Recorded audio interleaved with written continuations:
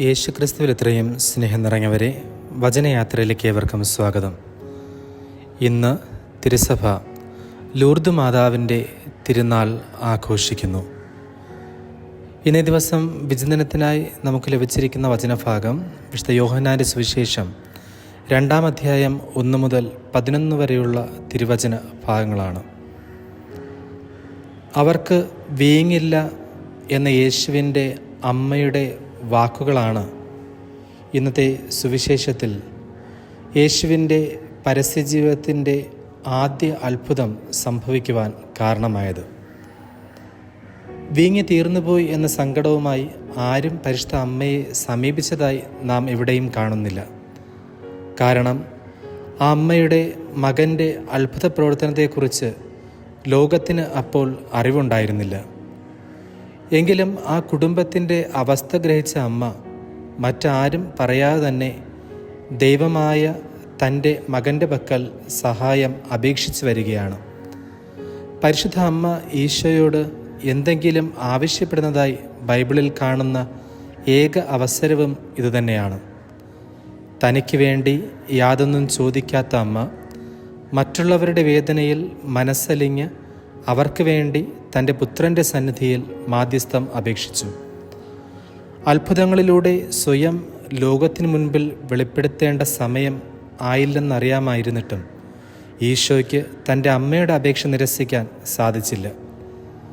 പരിശുദ്ധ അമ്മയുടെ സാന്നിധ്യമുണ്ടായിരുന്ന കാനായിലെ ആ വീട്ടിലെ ഒരു ആവശ്യം തൻ്റെ സ്വന്തം ആവശ്യമായി കണ്ട് അവർ ചോദിക്കാതെ തന്നെ അമ്മ നടത്തിക്കൊടുത്തു. ഇന്ന് നമ്മുടെ ഭവനങ്ങളിൽ പരിശുദ്ധ അമ്മയ്ക്ക് സ്ഥലം നൽകാനായാൽ നമ്മുടെ ആവശ്യങ്ങളിലും ആഗ്രഹങ്ങളിലും ഇതുതന്നെ സംഭവിക്കും.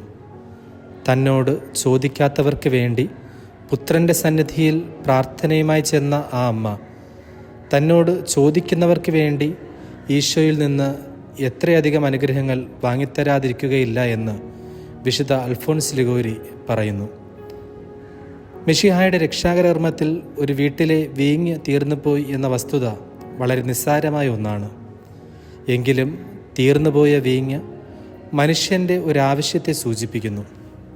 ഇതുപോലെ മനുഷ്യൻ്റെ അനുദിന ജീവിതത്തിലെ നിരവധിയായ ആവശ്യങ്ങൾ പലപ്പോഴും ദൈവഹിതവുമായി ബന്ധിപ്പിക്കാൻ ഒരു മധ്യസ്ഥൻ്റെ ആവശ്യമുണ്ട്.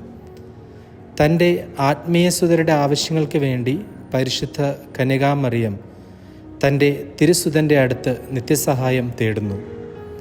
എന്നിട്ട് അവൻ പറയുന്നത് പോലെ നിങ്ങൾ ചെയ്യുവിൻ എന്ന വാക്കുകളോടെ ദൈവകൃപകൾക്കായി ഹൃദയം തുറക്കാൻ ഒരമ്മയുടെ അവകാശത്തോടെ നമ്മോട് ആവശ്യപ്പെടുന്നു.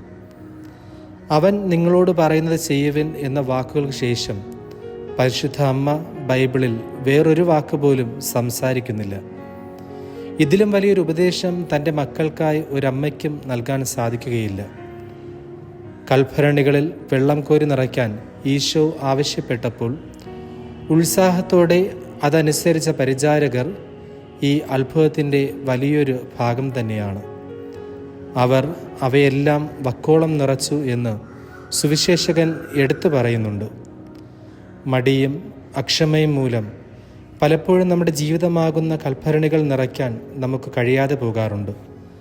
അല്ലെങ്കിൽ ദൈവത്തിൽ നിന്നകന്നുള്ള ഒരു ജീവിതശൈലിയിലൂടെ നമ്മുടെ ജീവിതം നിറയ്ക്കാൻ നമ്മൾ ശ്രമിക്കാറുണ്ട്.